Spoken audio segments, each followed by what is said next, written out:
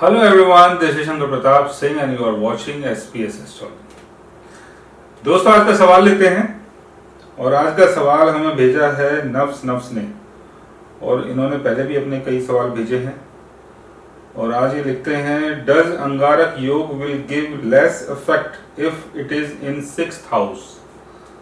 अगर कुंडली के छठे घर में अंगारक योग यानी राहु और मंगल का योग आपका बनता है तो क्या उसका असर कम हो जाता है? ऐसा बिल्कुल भी नहीं।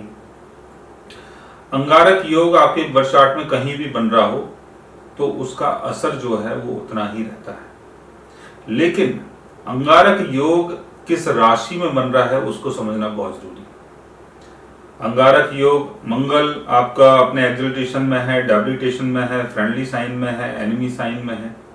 राहु अपने एक्सल्टेशन में है, डेबिलिटेशन में है, फ्रेंडली साइन में है, एनिमी साइन में है। इसको समझना बहुत जरूरी है।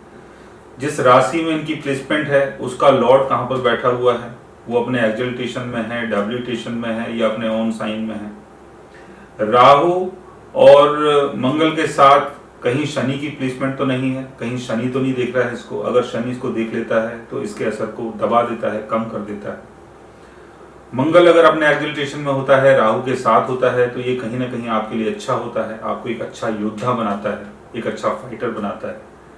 मंगल अगर अपने डेबिलिटेशन में होता है, राहु के साथ होता है तो आपको झगड़ेलू तो बनाता है, लेकिन कई बार आपको थोड़ा सा आपको अंदर से फियर भी महसूस होता है। आप दिखाई तो देंगे कि बहुत झगड़ा करते हैं, लेकिन अंदर से आप कुछ थोड़े से डरपोक किस्म के होंगे, यानी आपको अंदर से डर भी लगेगा। तो राशियों को समझना बहुत जरूरी है कि कौन सी राशि में, कौन से नक्षत्र में ऐसा योग बन रहा है और इसके साथ साथ बर्थ चार्ट के कौन से हाउस में बन रहा है और उस हाउस का लॉर्ड कहाँ पर बैठा हुआ है। फर्स्ट हाउस का लॉर्ड क्या है, आपका जो फर्स्ट हाउस है उसका लॉर्ड क्या है और उसका लॉर्ड आपके 6th हाउस का लॉर्ड का फ्रेंड है या दोनों एनिमी है, इसको भी समझना बहुत जरूरी है। अगर 6th हाउस का लॉर्ड फर्स्ट हाउस के लॉर्ड का अगर फ्रेंड होता है तो अंगारक योग तो बन रहा है, लेकिन वो अंगारक योग कहीं ना कहीं आपको बेनिफिट देता है।